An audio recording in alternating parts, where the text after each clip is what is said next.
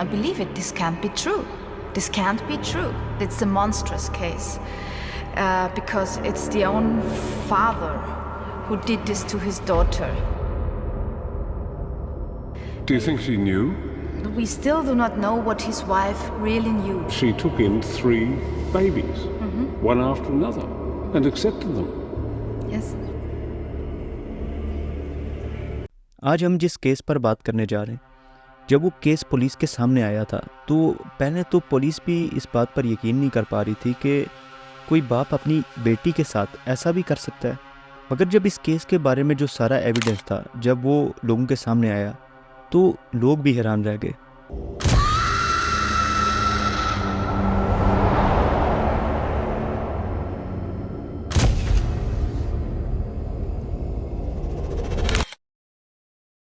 Joseph फ्रिट्ज़ल को लोग बहुत ज़्यादा रिस्पेक्ट करते थे। जोसेफ एक बूढ़ा आदमी था जो अपनी वाइफ रोज़मेरी के साथ रहता था। जोसेफ और रोज़मेरी के 7 बच्चे थे। उनमें एक बच्ची थी जिसका नाम एलिज़ाबेथ था। एलिज़ाबेथ बाकी बच्चों जैसी नहीं थी। एलिज़ाबेथ की जोसेफ के साथ बिल्कुल नहीं बनती थी। इस वजह से जोसेफ और एलिज़ाबेथ हर वक्त लड़ते रहते थे। मगर एक दिन एलिज़ाबेथ अपना घर छोड़कर भाग जाती है। वो भाग कर कहाँ गई थी इस बारे में तो किसी को नहीं पता था। मगर जोसेफ ने रोज़मेरी को ये बताया कि एलिज़ाबेथ घर से भाग गई है ताकि वो किसी सैटनिक कल्ट में शामिल हो सके। मगर सच ये नहीं था। सच तो ये था कि एलिज़ाबेथ भाग कर कहीं नहीं गई थी, बल्कि वो उसी घर के नीचे बेसमेंट में थी और उसे उस बेसमेंट में उसी के फादर जोसेफ ने कैद किया था। जोसेफ का जो घर था उसके नीचे एक सेलर था और उसके नीचे उसने एक सीक्रेट चैम्बर बना रखा था और किसी को भी नहीं पता था कि जोसेफ के घर के नीचे एक सीक्रेट चैम्बर है। जोसेफ की वाइफ रोज़मेरी को भी कोई अंदाज़ा नहीं था कि जिस घर में वो इतने सालों से रह रही है उसी घर के नीचे एक सीक्रेट चैम्बर भी है। एक दिन जोसेफ ने एलिज़ाबेथ को कहा कि मैं नीचे सेलर में एक दरवाज़ा ठीक कर रहा हूँ और उसके लिए मुझे तुम्हारी मदद चाहिए, जिस पर एलिज़ाबेथ ने भी हाँ कह दिया। जब जोसेफ और एलिज़ाबेथ उस चैम्बर में जा रहे थे तो एलिज़ाबेथ जोसेफ के आगे चल रही थी। तो जोसेफ ने फ़ौरन अपनी जेब से एक कपड़ा निकाला जिस पर बहुत सा क्लोरोफॉर्म लगा था और उसने फ़ौरन वो कपड़ा एलिज़ाबेथ के मुंह पर लगाया, जिससे एलिज़ाबेथ बेहोश हो गई। और जब एलिज़ाबेथ की आंख खुली तो वो किसी सीक्रेट चैम्बर में थी जो उसी के घर के नीचे था। घर का जो सेलर था उसमें बहुत से कमरे थे और उन्हीं में से एक कमरे में एक बुक शेल्फ रखी थी और उस बुक शेल्फ के पीछे से एक रास्ता जाता था उस सीक्रेट चैम्बर तक। और उसी सीक्रेट चैम्बर में जोसेफ ने एलिज़ाबेथ को कैद किया हुआ था। उस सीक्रेट चैम्बर में ना तो हवा आती थी और ना ही सनलाइट उस सीक्रेट चैम्बर तक पहुंच पाती थी। और उस सीक्रेट चैम्बर के जो कमरे थे उनकी हाइट बहुत ज़्यादा छोटी थी। उस सीक्रेट चैम्बर के कमरों की हाइट सिर्फ 6 फीट थी।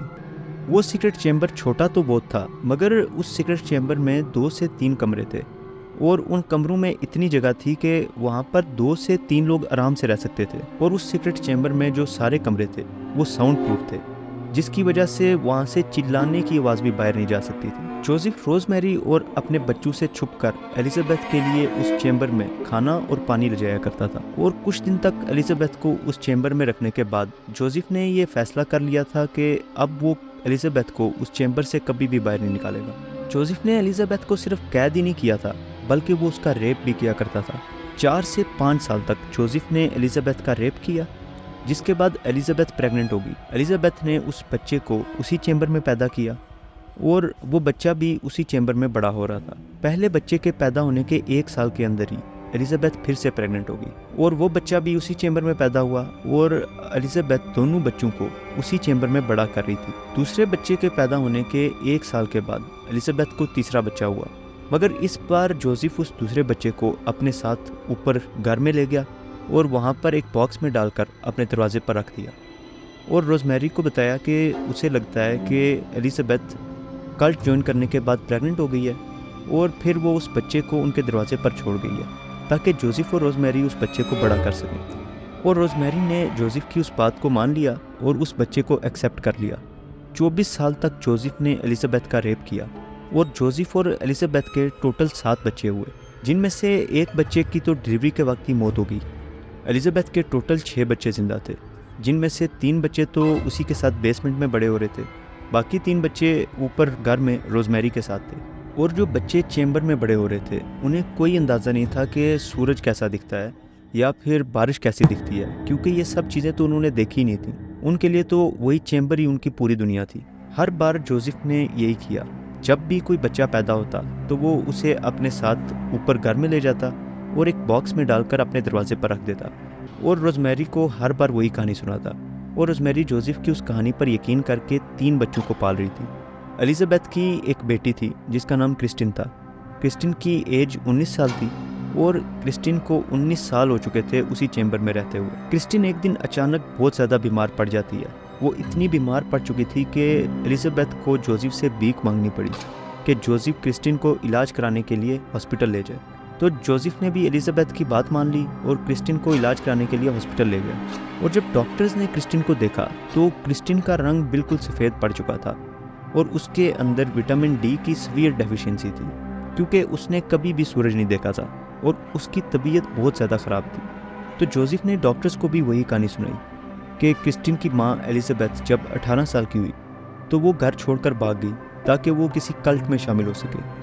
और जब क्रिस्टिन पैदा हुई तो एलिजाबेथ ने क्रिस्टिन को उनके दरवाजे पर छोड़ दिया। जब डॉक्टर्स ने जोसेफ की ये कहानी सुनी तो डॉक्टर्स को ये भी पता था कि क्रिस्टिन में विटामिन डी की सीवियर डेफिशिएंसी है। तो डॉक्टर्स जोसेफ की उस कहानी पर यकीन नहीं कर पा रहे थे, मगर क्रिस्टिन की जान बचाने के लिए उसकी माँ को ढूंढना भी बहुत ज़रूरी था। तो डॉक्टर्स ने इस बारे में पुलिस को इन्फॉर्म कर दिया और पुलिस ने एलिजाबेथ का एक सर्च वारंट निकाल दिया। ये चीज़ इतनी बढ़ चुकी थी कि एक दिन मीडिया पर क्रिस्टिन और एलिजाबेथ की फ़ोटो दिखाई जा रही थी और ये कहा जा रहा था कि क्रिस्टिन की माँ एलिजाबेथ अगर ये वीडियो देख रही है तो वो फ़ौरन हॉस्पिटल है, और अगर किसी ने एलिजाबेथ को देखा है तो वो भी फ़ौरन पुलिस को रिपोर्ट करे।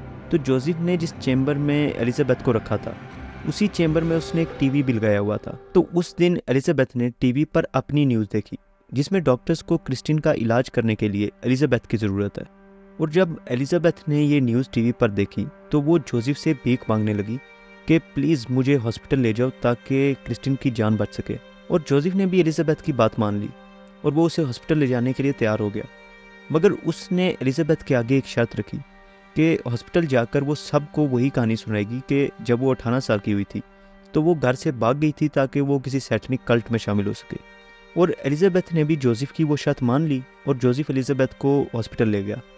जब एलिजाबेथ हॉस्पिटल में एंटर हुई तो डॉक्टर्स एलिजाबेथ की कंडीशन देखकर हैरान रह गए, क्योंकि एलिजाबेथ और क्रिस्टिन की कंडीशन में कोई ज़्यादा फ़र्क नहीं था। बस फ़र्क सिर्फ इतना था कि क्रिस्टिन आईसीयू में थी और एलिजाबेथ अपने पैरों पर खड़ी थी। एलिजाबेथ का भी रंग बहुत ज़्यादा सफ़ेद पड़ चुका था, क्योंकि 24 सालों से उसने भी सनलाइट को नहीं देखा था। और जब डॉक्टर्स ने एलिजाबेथ से कुछ सवाल पूछे तो एलिजाबेथ उनके सवालों के जवाब नहीं दे पा रही थी। तो डॉक्टर्स ने एलिजाबेथ से कहा कि अगर तुम हमारे सवालों के जवाब नहीं दोगी तो हम क्रिस्टिन का इलाज नहीं कर पाएंगे। फिर एलिजाबेथ ने डॉक्टर से कहा कि मैं आपको सब कुछ बताऊंगी, बस मेरी एक शर्त है कि मैं उस आदमी का चेहरा अपनी लाइफ में दोबारा नहीं देखना चाहती। और ये बात एलिजाबेथ ने जोसेफ की तरफ इशारा करते हुए कही। इसके बाद एलिजाबेथ ने डॉक्टर्स को और पुलिस को जोसेफ के बारे में सब सच बता दिया।